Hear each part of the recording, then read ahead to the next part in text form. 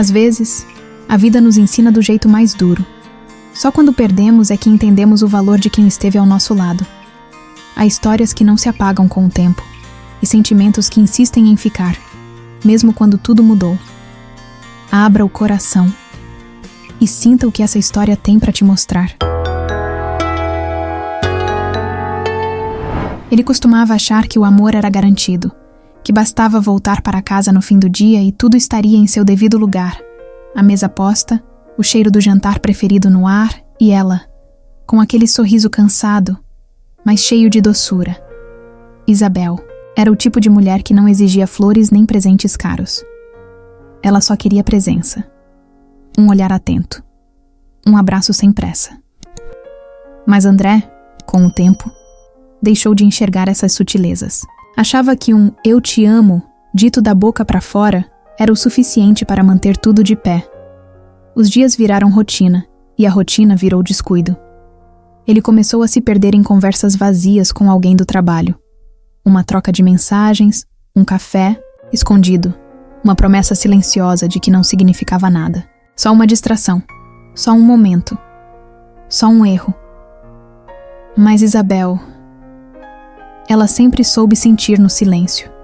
Sentiu no olhar vago dele, nas respostas curtas, no toque ausente. Ela não confrontou de imediato. Preferiu observar, analisar, esperar. Até o dia em que não aguentou mais. "Você ainda me ama, André?" A pergunta veio baixa, quase sussurrada. Ele hesitou. Tentou enrolar. Disse que era só uma fase, que ela estava exagerando. Mas Isabel não queria justificativas. Queria verdade. Ela não gritou, não chorou. Só fez as malas em silêncio. Levou poucas coisas, mas levou tudo o que mais importava. A dignidade e o amor próprio que ele havia deixado de enxergar. André ficou parado, com o celular na mão e o coração apertado, como se tivesse sido arrancado do próprio corpo. Achava que ela voltaria no dia seguinte, ou no outro. Que aquele silêncio era só um tempo. Mas o tempo passou. E ela não voltou. As estações mudaram. O cheiro da comida desapareceu. O silêncio da casa se tornou ensurdecedor. Foi só ali, na ausência, que ele começou a perceber. Cada gesto dela, cada palavra não dita, cada olhar que implorava por atenção. As mensagens com a outra mulher perderam o sentido. O vazio tomou conta. E o arrependimento veio como um peso que ele não sabia carregar. Ele tentou procurá-la. Mandou e-mails, cartas, mensagens. Nunca houve resposta.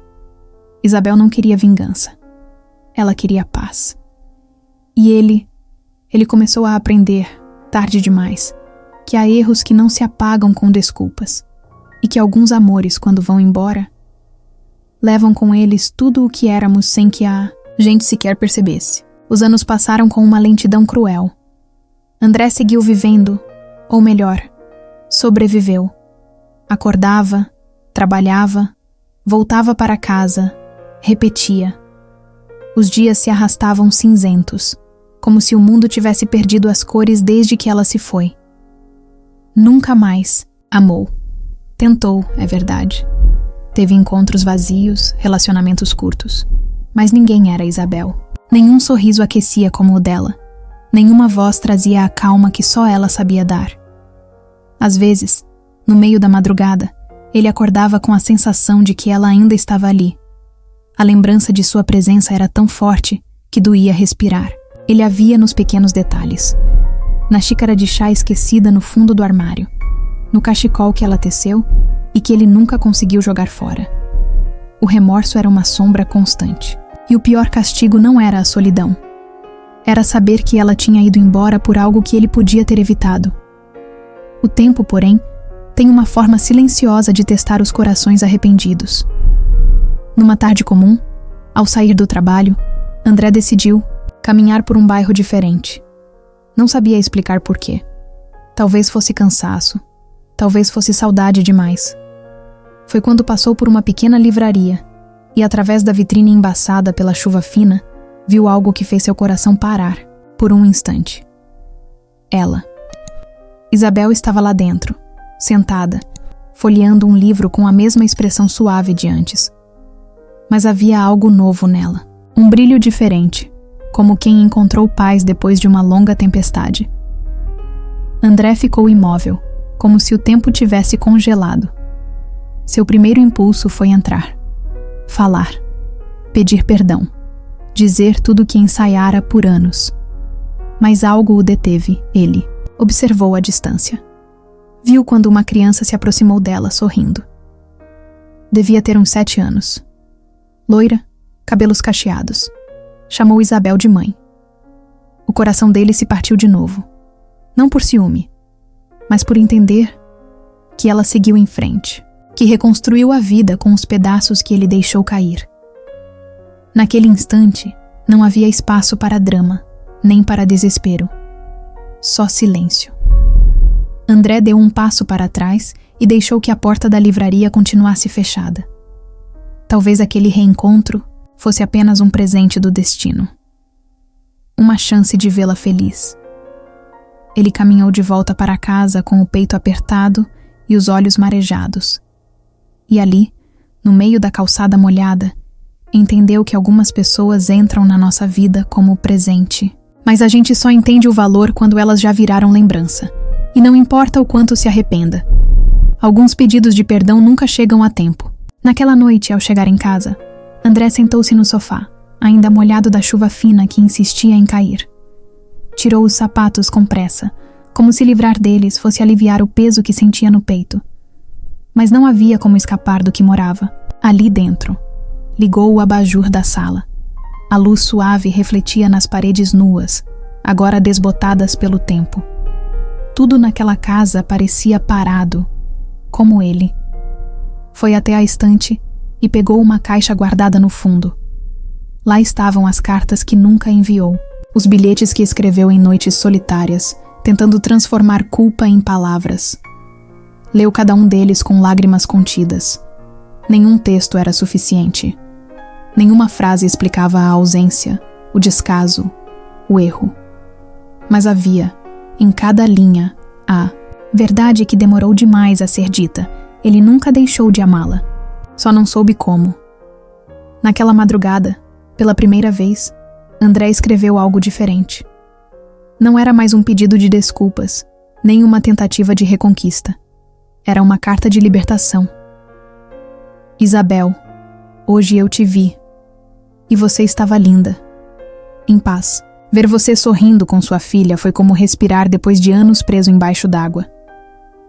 E eu entendi, finalmente, que o amor, de verdade, não aprisiona, ele liberta. Você foi o maior presente que a vida me deu. E eu, com minha imaturidade, não soube segurar com as mãos firmes. Mas quero que saiba, você me transformou. Não com discursos, nem com cobranças, mas com o silêncio da sua partida. Esse silêncio me ensinou mais do que qualquer palavra poderia ensinar. Eu não espero resposta. Só desejo, do fundo da alma, que você continue encontrando alegria em cada passo e que nunca, nunca mais aceite menos do que merece. Com gratidão eterna, André. Dobrou o papel com cuidado. Guardou na caixa e respirou fundo. Nos dias seguintes, algo começou a mudar dentro dele. Não foi um milagre, não foi rápido. Mas ele passou a sorrir para os vizinhos, a preparar sua própria comida com mais carinho, a regar as plantas que antes ignorava. Pequenos gestos, pequenas curas. Entendeu que às vezes a redenção não está em ter uma segunda chance. Está em se tornar alguém que teria sido digno da primeira. Isabel nunca respondeu. Nunca soube da carta. Mas em uma tarde qualquer, André a viu novamente. Ela passava do outro lado da rua, com a filha ao lado e um homem caminhando junto. Estavam de mãos dadas e rindo. Ele não desviou o olhar. Sorriu e pela primeira vez sentiu que o coração não doía tanto. Algumas feridas ensinam, outras não cicatrizam, mas todas têm algo a dizer. E ali, no meio da cidade que seguia seu ritmo apressado, André caminhou em paz. Porque entender que perdeu foi doloroso. Mas aceitar que ela foi feliz depois foi sua forma mais sincera de amor. E há coisas que só o tempo e o arrependimento verdadeiro são capazes de revelar. Às vezes, a dor de um erro nos ensina mais do que 1000 acertos. Mas o mais importante é o que fazemos com isso: crescer, mudar e seguir em frente.